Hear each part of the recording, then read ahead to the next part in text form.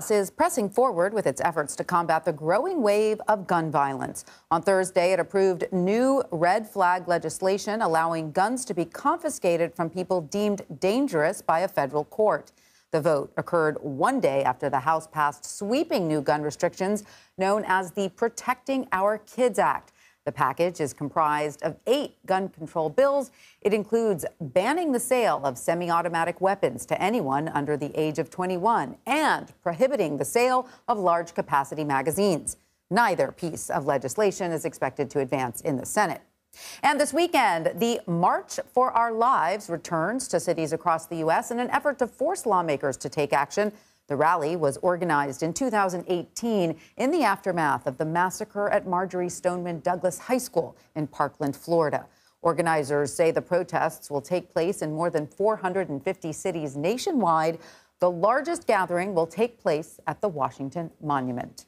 There have been at least 58 mass shootings in the United States since the May 14th massacre at the Tops supermarket in Buffalo, New York. Experts classify a mass shooting as an incident where at least 4 people are injured or killed. Baltimore Mayor Brandon Scott joins us now for more on this. He is actively leading the charge against gun violence in his city. Welcome. It's great to have you with us. So while lawmakers in the Capitol are working on gun reform legislation, the city of Baltimore recently filed a lawsuit against one of the nation's largest ghost gun manufacturers, alleging it has created a public health crisis. So tell us what exactly is the goal of this lawsuit?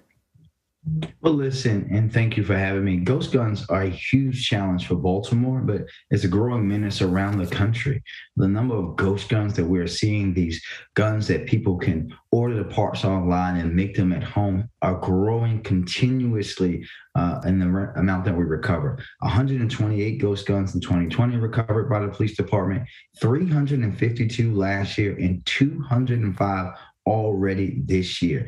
And as long as people who are not illegally allowed to have a firearm, young people, non-violent offenders, gun traffickers, have the opportunity to obtain and build these tools of death and destruction, we have to continue to do everything to stop that. I've said it time and time again, and I want to be clear. It should not be easier for someone to purchase a ghost gun than it is for me to buy allergy medicine at CVS or get a used car or rent a car. And we know takedowns aren't enough. We filed this lawsuit against Paramount, the nation's largest ghost gun manufacturer, to stop the proliferation of ghost guns in our communities. This company, although we had banned it in ghost guns in Maryland, this company, through their business model, is intentionally undermining state and federal firearms laws by designing, manufacturing, selling, providing ghost gun kits and parts to buyers who do not undergo a background check, and flooding our city with these untraceable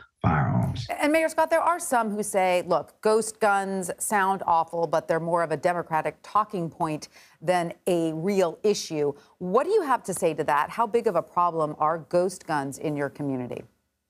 They're a huge problem. I just gave you the numbers, and I think what we have to do is understand.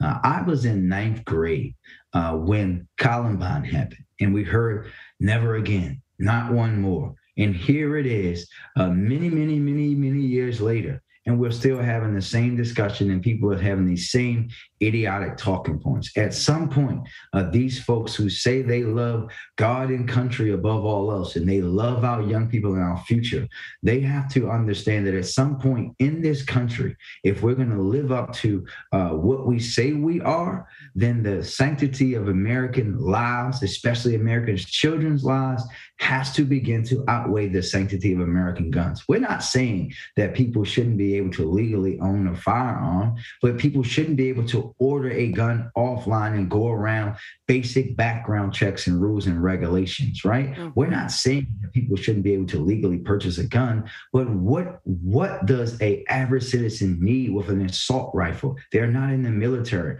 We need to, in this country, have some common sense, honest conversations. Stop the far right political talking points about attacking the Second Amendment and protect the lives lives of the men, women, and children in this country over everything, because that's the number one duty of government. So, Mayor, you are a mayor of a city, right? And do you get tired then of waiting for Congress to act on the federal level, and you think that this now needs to just be tackled on the local or state level?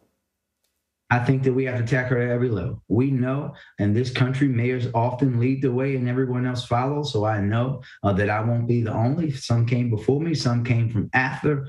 We know Mayors Against Illegal Guns, which I'm one of the co-chairs of. We're going to be consistently pushing on every level, local, state, federal, because this is an issue that is happening around the country.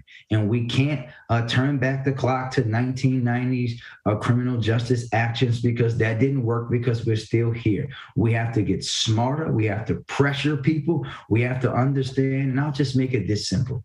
If you and I are having a conversation on the street and I ask you to use your cell phone, I need your face or your fingerprint to open it up. However, if you happen to drop your gun on the ground, I can then pick up that gun, use it on you, and then use your face or your fingerprint to open it. That makes no sense. In the wealthiest country in the history of the world, with the technology and the intelligent people that we have throughout this nation, we have to get serious about protecting our people's lives, in addition to making sure people can have the right to safely and correctly bear arms. Baltimore Mayor Brandon Scott, thank you for your perspective and your insight on this incredibly important issue. We appreciate your time. Thank you.